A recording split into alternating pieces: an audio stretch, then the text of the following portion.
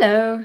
Today, I would like to talk about. Mm, let's start again.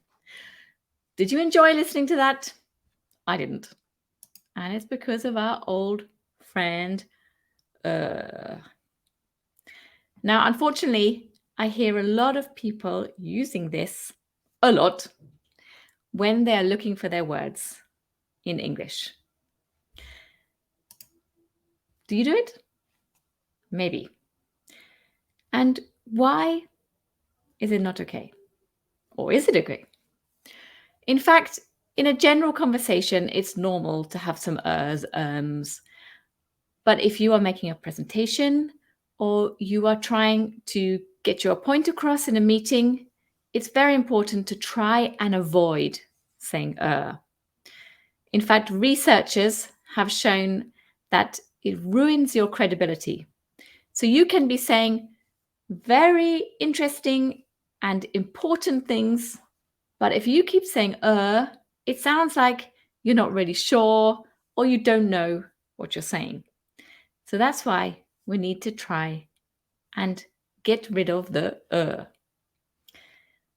How? Well, the first step is to know if you are saying it or not, because sometimes you don't even realize. You can do this by recording yourself. Yeah, I know it's awful recording yourself, but it does work. We use our AI speech analysis tool, which we use for all of our presentation skills training. And this actually counts the number of ers, so you can see your improvement. You've discovered that you're saying what is the next step? Well, second thing is to stop saying But how? How do you do this? Well, it takes work. There's no secret. I never tell you any secrets, I'm afraid.